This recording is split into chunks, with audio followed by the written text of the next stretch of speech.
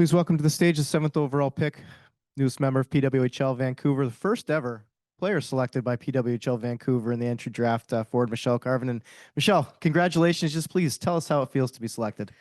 It's amazing. And to be picked by Vancouver, their first pick ever, I feel extremely honored and just super excited to join the team, but also like the city. I think the city is like ready for this, and I feel super ready for it as well. Can you describe your game and what how your experience overseas will translate to PWHL game? Yeah, I'm definitely one of the more experienced players. I played a little bit everywhere, and I feel like I obviously have a lot of experience from college, so I'm familiar with the playing style. But hopefully also to be able to create a lot of creativity to the team, but also leadership as a veteran player. So yeah, I feel like I have a lot to give to the team, and just super excited. We have questions here. Liz has the mic. Congratulations. Just maybe talk about what you expect from this experience. And you talked a bit about your own experience, but what, as you know, with the years that you've had playing and on the international game, do you feel you can bring to a new team who's going to be looking to kind of make an impact right from the start?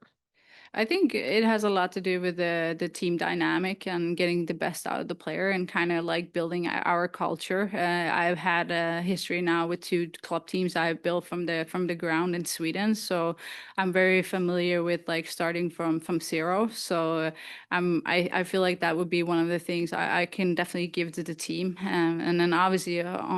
On the ice, I've pretty much been through any situation because I played so long time. So being calm in those situations where the team needs it, and also being able to be a threat and be someone you can count on in every single situation. And just the idea of being able to play in a professional women's league, how special is that? It's a dream come true. I think a lot of these girls sitting in this draft room today collected NHL cards when they were kids. So for me, I did the same. And then I realized it wasn't possible to play in the NHL. And now this league came, and it's been something I dreamed of, that I dreamed of when I was a kid, that it would exist, but now it does. And now I'm here, and I get to play pro hockey. It's just a dream come true. Congratulations, Michelle. Just sort of related to that, you've done a lot in your career, obviously played pro internationally, been to world championships, Olympics, all that stuff. Where does this rank for you on kind of what you've gotten to do in your career? I would say definitely up. Maybe it's funny you ask it, because I think like my dream came true once in Vancouver, 2010. I got to do my first Olympic goal, win my first medal Olympic. So now going back there and kind of like get to play pro, I definitely rank it up there with that experience, and it's super cool that those both experiences will be in Vancouver. And is there someone, obviously like there are players you get to see only at the World Championship once a year, stuff like that. Is there anyone in particular who you're looking forward to playing against the most? Oh, good question. I think there's a lot of players that are like in my generation, and I think Knight, Pullen, like we kind of grew up together, and we didn't have this league for many years, and I think it's very cool that we get to have this stage and compete against each other. A few questions from our media joining online. Michelle, from a couple of folks from the Hockey News. You've dominated nearly every league and international tournament you've played in: SDHL, Russia, Swiss League, and of course Finland. What elements do you hope translate that you can bring and be most impactful in North America's top league? I think it's perspective. I played in a lot of different leagues with a lot of different like playing styles. So I think like having a bigger toolbox, if you can say it like that, I think it's something very valuable. And I also think it obviously my college experience is going to be easy to kind of come over and kind of have this transit to this kind of style of hockey that you have in the PWHL. But I would say perspective, and I can bring different kind of style of hockey. So yeah. And just as a follow up to that, with your experience across other leagues and nations, how do you approach leadership? Is it something that's vocal or through your play or a mix of both? And do you see yourself stepping into a leadership role, even though it's in brand new team? Yes, definitely. I think hopefully we can get a leader out of any player on the team. I think the most important is that everybody is taking ownership and responsibility for the team. And then obviously you will have a couple player who might be a little bit more experienced and will be able to kind of take the leader role. But I think for me at least, it's about having a lot of leaders in the group, having everyone to kind of have ownership of the team. I think that will be the most important. And last question, you're reunited with players like Hannah Miller, Michaela Cava, and even your coach, Brian Adolski from your time playing overseas. What's that like? It's super exciting, like those players, amazing players, being able to play with them again and hopefully be able to win another championship is something very cool. So super excited to join them. And obviously Brian, I have a long history with, and it's kind of full circle. He recruited me when we had a tournament in Vancouver with the national team. He recruited me to North Dakota, and now we're sitting here, and he was a part of picking me in the first round to Vancouver. So super cool. Another super cool moment. We have some guests that want to offer their congratulations for you, some of your newest members of your teammates.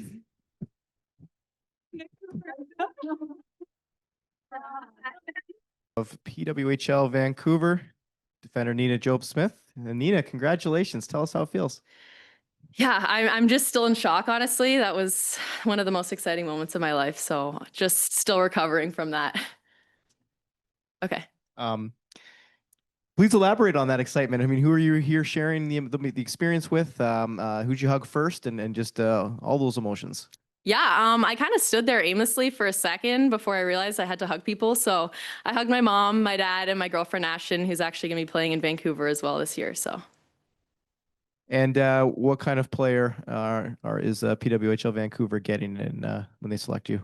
Yeah, I'm tenacious, hardworking. I love to push my teammates and I love to push myself. So I'm just looking forward to taking that next step in my game and developing who I am as a person and player. A little bit more exciting, perhaps, being part of history as far as being selected by a new organization? Yeah, totally. It's been so cool to see what they've been building there, and I just can't wait to be a part of it. You mentioned Ashton. Any other connections, people you're looking forward to playing either with or against as you make the transition to the PWHL? Yeah, I mean, I think of so many Bulldogs, but a name that comes to mind is Jen Gardner. We played together on the Vancouver Comets, so I'm looking forward to having her back on my side and not playing for OSU anymore. So. And of course, remiss if we didn't talk about it being your hometown team. So just how special that must be. Yeah, I live 15 minutes from the rink, so I knew a lot about the place when they announced that it was going to be there, and it's just a dream come true at this point. Can you just elaborate on that a little bit? What was it like growing up as a hockey player in Vancouver? Your maybe past experiences at Pacific Coliseum and just hockey memories in general? Yeah, we used to sell tickets at the WHL Giants games when they were there. We did fundraising for my local club that I played for until the 9th grade. So that's called the North Shore Avalanche. Shout out Avalanche. I'll be seeing more of you guys. But yeah, there were so many great opportunities. I was so fortunate to have so many skills coaches and people who volunteered their time, and moving on to Greater Vancouver Comets as well, where I spent some time there as well. I think, yeah, it's just a great city to be a part of. And I'm just looking forward to growing the game even more from there. Maybe just a thought or two about what PWHL expansion means to Pacific Northwest and new opportunities for all those organizations you mentioned. Yeah, totally. I mean, we already have such great female hockey, but you just want to see the growth. You want to see the addition of new teams. You want to see more players. And yeah, I think that's going to come with being in the Pacific Northwest. You saw the takeover tour. It was amazing. Rogers Arena, I wish I could have been there watching in person, but it was incredible. So I think we're taking some amazing strides in women's hockey, and I can't wait to be a part of it. Hi, C. Benmo from the Hockey News. I'm wondering if you're familiar with, they have a couple of very big names on the D-Corps already in Vancouver, Claire Thompson, Sophie Jakes, in addition to Ashton. Like, do you know much about them, and what's it going to be like to join them? Yeah, they're all phenomenal people and players, and I've been watching their games on TV. I've been watching the PWHL, watching Hockey Canada, and I'm just really excited to learn from them. I've heard great reviews, and yeah, just again, looking so forward to being in the city. And then stylistically, how do you see your game blending? Like those are puck moving, offensive minded defenders. Do you feel that that's where you fit as well, or how would you differentiate yourself? Yeah, I would definitely say that aligns with my game. And I've been hearing Cara talk about how she wants the team to be playing. And that's a dynamic kind of 5-person unit. So I'm looking forward to bringing what I already have and developing my game in that way and playing a new system. I'm sure Vancouver looks forward to seeing you on the ice in the fall. So congrats again, Nina, From the beginning. from the It beginning. was like 6 hours ago. It was a really exciting night. I mean, the professionalism was incredible. A lot of moving parts, but we actually felt really lucky with who we ended up kind of falling into the slots that we were predicting. So I thought it went amazing for us. Questions, please raise your hand. Liz has the mic. Hi, Cara. Mike Ganter from the Toronto Sun. Just want to ask you about the goaltending situation now in Vancouver. You had Mash, you had Soupy. What do you think? What went into that process?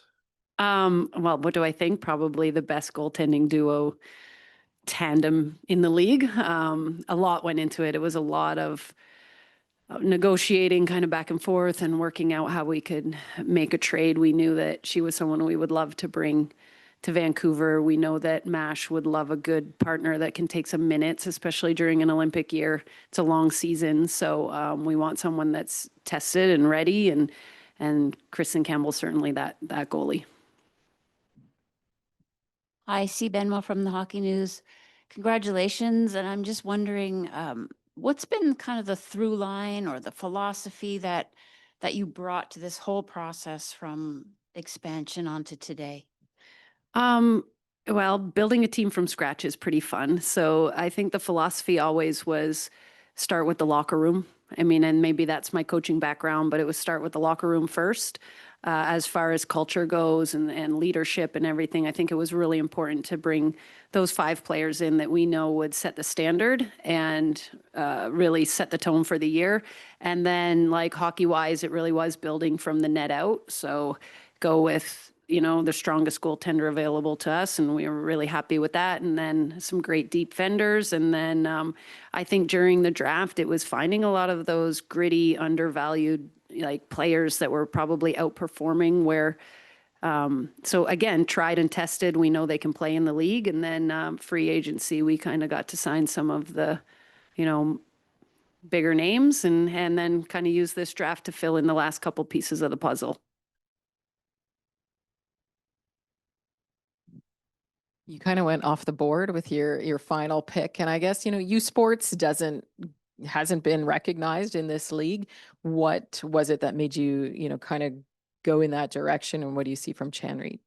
Well, U Sports doesn't get the recognition it deserves. They have a lot of really, really great players. And I know Graham Thomas pretty well. And so I've had several conversations with him and about some of his players.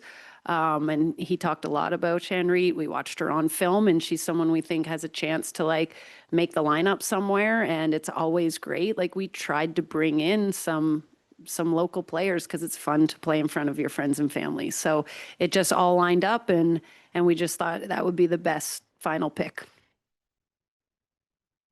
Carol, what went into the decision to take Michelle Karvinen with your first round pick? I was just kept hoping every time that no one picked her ahead of us. We obviously wanted a top forward, and Michelle is a proven winner. Like she's just got the experience. I think that leadership and veteran players are really important in this league, and so we had a chance to get one of those in an entry draft that's usually not available. And I got to kind of know her personality through some players, and she's going to be one of those special players in the locker room. So for me, she was the one I was hoping to get the whole time, and I was just really happy that she was there at number 7. Have you had a chance to just take a breath and look at the full roster even at this point? Like I haven't slept yet since I was hired, so I'm looking forward to that in a few more days, hopefully. I tried looking at it as I was going, and I'm like, gosh, they're also good. I don't really know how the lineup, but honestly, at this point, that's up to Coach Brian. Like, my job's to bring in the players, and then he kind of can massage that lineup how he thinks it's best. Last one from online. Felt like there were a lot of threads leading back to Coach Adolski. Was that a coincidence, or just how, or did he as a head coach affect the way that you approached the draft board? I mean, a combination of both. We're obviously going to ask input from our head coach on the players he likes to coach that fits in his style. But they were all players that were high on our draft board already. So some influence for sure, but, you know, wasn't like it was just him. Just a quick one. Do you see Maddie as a forward or defender, or is that part of the fun? So backstory, her older sister was my assistant coach for a while. So I've known Maddie. I know the way she plays. And I think that's what makes her a great late pick is maybe you need a forward. She can play that role really well. She's an excellent center. I think she was Quinnipiac's first line center this year. She also was a D for 3 years. So I think it's just a great versatile player. Depending on injury, you can kind of put her anywhere. So right now I see her playing as a forward, but it's great to know that if we get an injury in the back, she can easily transition back there. Thanks, Cara.